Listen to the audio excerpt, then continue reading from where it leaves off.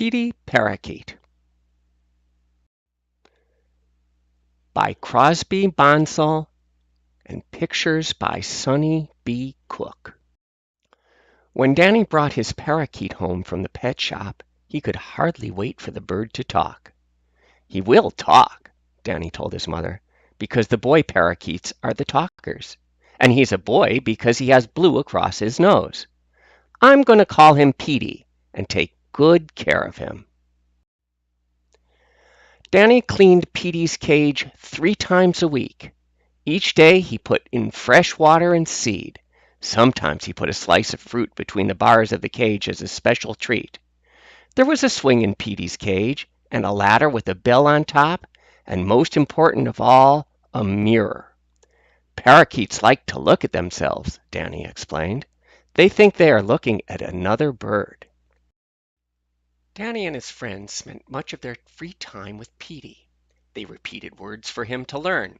They took turns feeding him a warm lettuce leaf. They played with the little bird until he had learned to know them all. As Petey grew tamer, and when all the windows of the house were closed, Danny would let him out of the cage. The little bird would fly about the room, perch on each one's head, and then settle down on Danny's finger. All this time Petey listened. He listened to Danny's friend as they chattered. He listened to the radio and television programs. Some of the things he learned to repeat were quite a surprise. "Be my guest," he told the postmaster. "Get a horse," he advised the laundryman. "Can Danny come out?" he asked the bakery man. "What's on TV?" he chirped at the messenger boy. "Doesn't Petey ever say the right thing at the right time?" Danny's father asked. "Hardly ever, Dad," Danny said. "Parakeets say anything they've learned as it pops into their heads." All kinds of things popped into Petey's head. One day Mrs. Parks from the house next door came in, and Petey bit her finger. "Goodness!" she cried. "He's not a bit nice. My bird, Pretty Baby, doesn't bite. He just says sweet things." Petey opened his mouth and said, "Run along, Junior." "Well, really," said Mrs. Parks, and she left quickly. "He never says the right thing at the right time," sighed Danny's mother.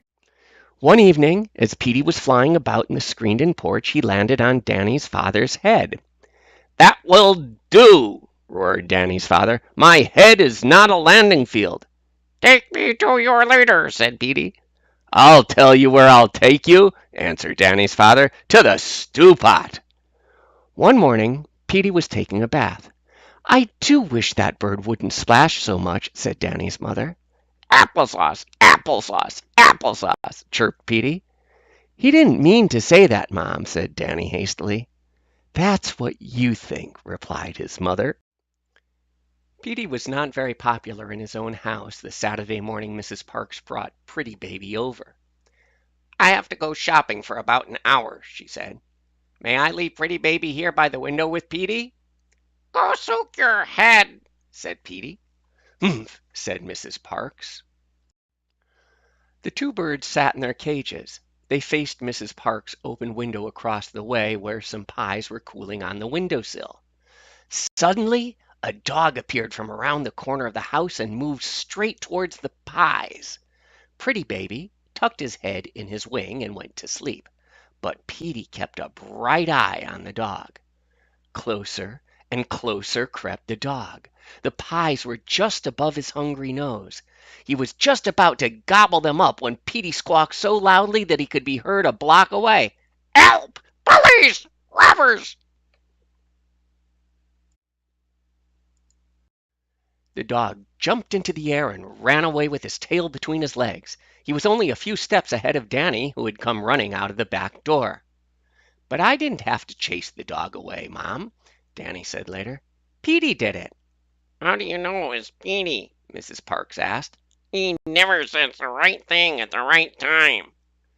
"Mrs. Parks is right," said Danny's father.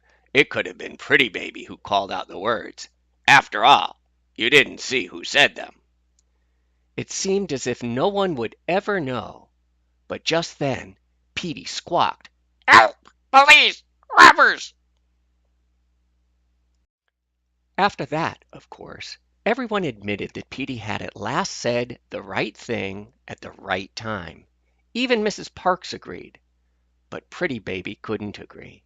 He was still fast asleep. The end.